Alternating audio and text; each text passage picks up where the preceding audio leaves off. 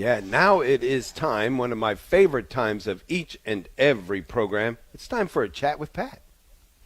Yes, and today I'm excited. We have on the line with us Mark Haas. He's a Catholic composer and a speaker. He serves as the director of music at Ave Maria Parish in Ave Maria, Florida. He lives in Ave Maria with his wife, and I love this line of his bio. And there's 7 original compositions. I love that. Mark, welcome to the show. Hey, thanks for having me, Pat.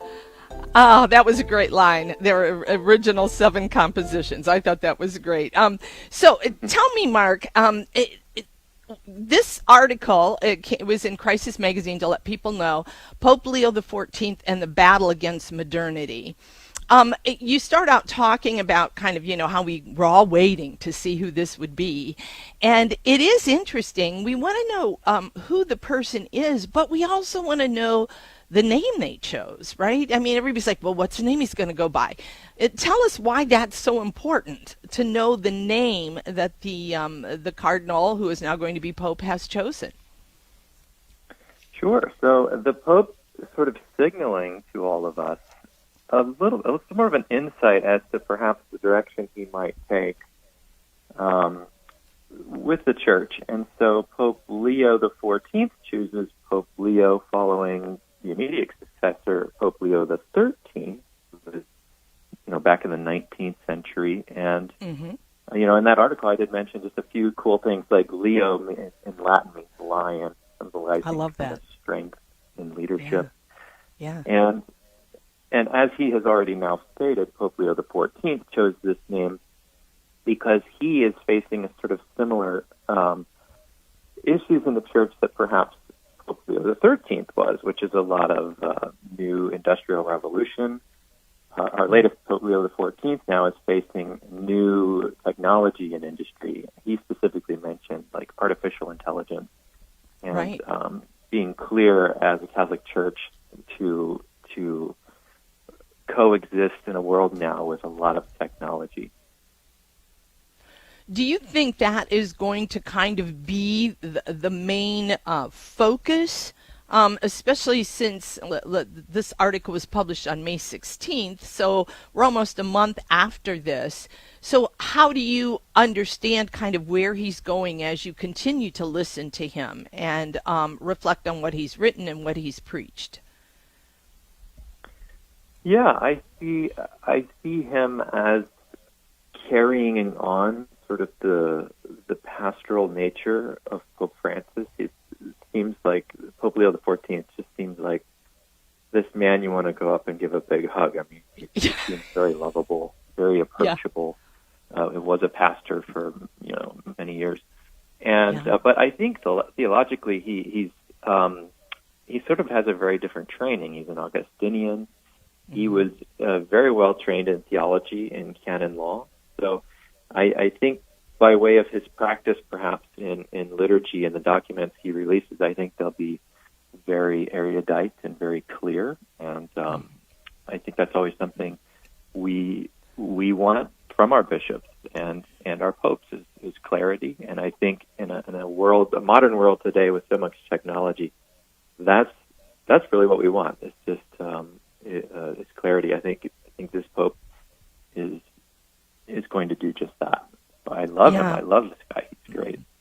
Yeah. And he certainly has spoken a lot about truth, too. I've noticed being, a moral, not theologian, but a moral teacher. I do moral theology. So the idea of him speaking so much about truth, I see that very much linking to this idea of technology, right? Because that's going to be, don't you think this is going to be one of our biggest challenges? Well, there's a lot of challenges, but biggest challenges with AI and technology is actually knowing what the truth is. Absolutely. I just read this morning. It was this morning or yesterday when the Vatican had to kind of red flag a video that was going around that was completely fake. It was completely AI generated, and it's so easy to make fake information today that the church already, even just yesterday, is having to kind of address concerns of AI and technology kind of immediately. So I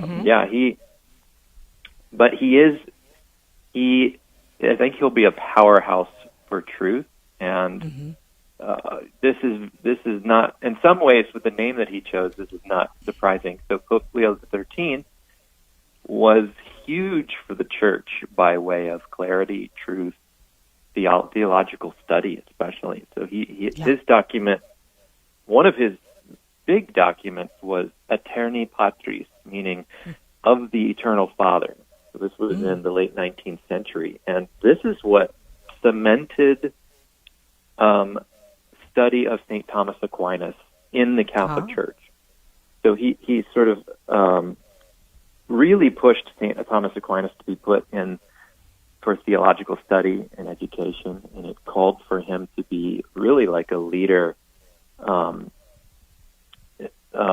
the area of theology and truth.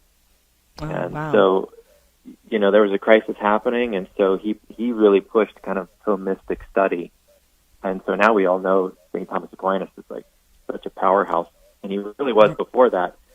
But there in the late 19th century, Pope Leo XIII really pushes St. Thomas Aquinas forward to guide us in truth by way of how we study philosophy. And it's very interesting because, every time the church kind of strays in theology from Thomas Aquinas, we usually get a pope that calls us back. John Paul in his Veritatis Splendor was calling people back to the Thomistic understanding of moral theology. And so it'll be interesting again how Pope Leo approaches that. But one of the things I do want you to talk just a little bit about for our audience, some people don't know, they may know now because of his election, but that Leo XIII actually composed the St. Michael the Archangel prayer. Can you tell us why he did that? Yes, it's a very dramatic story. So Pope Leo XIII, he's celebrating Mass, and all of a sudden he has this kind of experience where the people in the room thought he was dead or something. I mean, he goes unconscious, and he's having this vision in the process. And later, he described, he had images of kind of demonic, Satan, these kind of things, and that the Lord would sort of permit the evil forces to have their way with the Catholic Church. But in the end, the Lord, as he always does, shows his great power and overcomes these things. So Pope Leo very quickly composes a prayer, the prayer to St. Michael the Archangel, and he asks that all of the Catholic churches in the world say it at the end of all of the low masses. And so that's when it started. And some churches, regardless of liturgical form, still say this prayer at the end of Mass.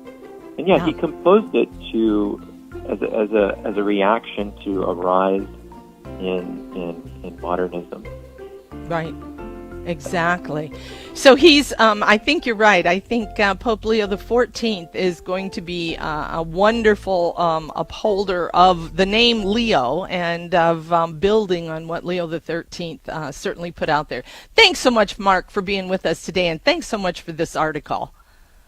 Absolutely. Good to be on, Pat. Thanks for having me on. Oh, yeah. Take care. Have a good week ahead here. So let the audience know Mark Haas is a Catholic composer and speaker. He serves as the director of music at Ave Maria Parish in Ave Maria, Florida. And he lives in Ave Maria with his wife and their 7 original compositions, or better known as their children. I love it. So, yeah, great article, great insights into Pope Leo, and I think since it was written like a month ago, we're starting to see what Mark was kind of pointing to, starting to certainly come out, right? He's really focusing on that. He's our lion in the faith.